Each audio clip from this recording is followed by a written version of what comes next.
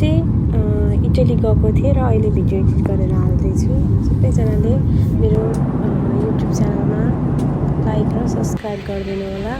यति टाइममा चाहिँ मैले इटली पुगेको थिएँ अनि मैले एयरपोर्ट के प्लेनबाट झरेपछि चाहिँ हल्का भिडियो लिएको थिएँ। अनि यो चाहिँ म बसेको होटेलको एयरबिएनबीको बाल्कनीबाट देखिने भ्यू हो। अनि मैले बिहानको भ्यू लिएको थिएँ, एकदम रमाइलो थियो, एकदम वार्म, त्यहाँ त यस्तो रमाइलो थियो। अनि यो चाहिँ म रेडी भएर यसो अलिकति भिडियो लिएर भनेर निक्लिनु भएको। अनि त्यस पछाडि हामीहरू चाहिँ सिटीमा गयौँ।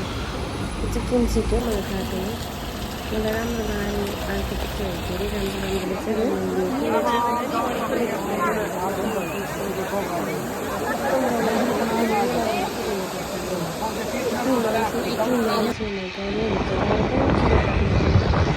यो चाहिँ आफ्टर अर्थ पुरानो आर्किटेक्चरहरू रहेछ। त्यहाँ चाहिँ एकदम पुरानो आर्किटेक्चरलाई काइन्ड अफ नेपाल जस्तै भाइब्स पनि आएको थियो। पुरानो बिल्डिङहरू देखाएको चाहिँ नेपालको जस्तै घरहरू त्यस्तो मलाई कति धेरै मिस भएको थियो नेपाल चाहिँ क्या। तर एकदम राम्रो थियो, एकदम पुरानो आर्किटेक्चर छ त्यहाँ चाहिँ, एकदम पुरानो बिल्डिङहरू। तर उनीहरूले जस्तो भएको त्यस्तै राखिरहेको रहेछ, मोडिफाइड लाइक कन्स्ट्रक्सन केही नगरिकन यत्तिकै राखेको रहेछ, राम्रो थियो। मैले चाहिँ सबै यो भिडियो लिएको हो कि पछि हुन्छ भनेर। यो चाहिँ कासल जस्तै लागेको थियो मलाई।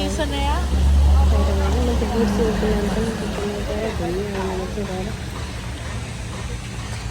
राम्रो छ, सबै राम्रो छ। अनि यो चाहिँ भेटिकन सिटी हो। यो चाहिँ एकदम राम्रो वर्ल्डकै फेमस हो चाहिँ, यो चाहिँ एकदम राम्रो छ। यहाँ चाहिँ भेटिकन सिटी, यहाँ पनि यत्तिकै मेला लाग्नुपर्छ।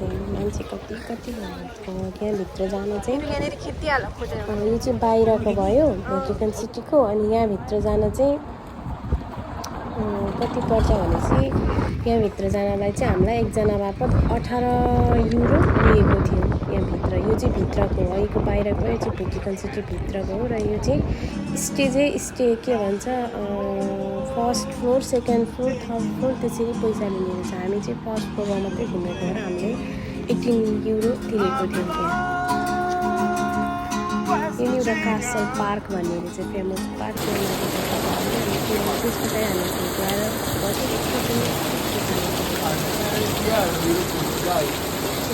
हुँदै थियो बाहिर।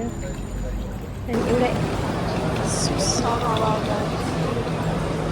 मेट्रो स्टेसन भयो।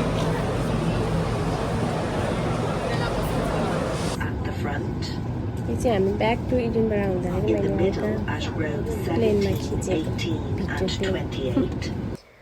अनि बाँकी चाहिँ मेरो फोटोहरू एट्याच गरिदिएको छु। And thank you for watching, by.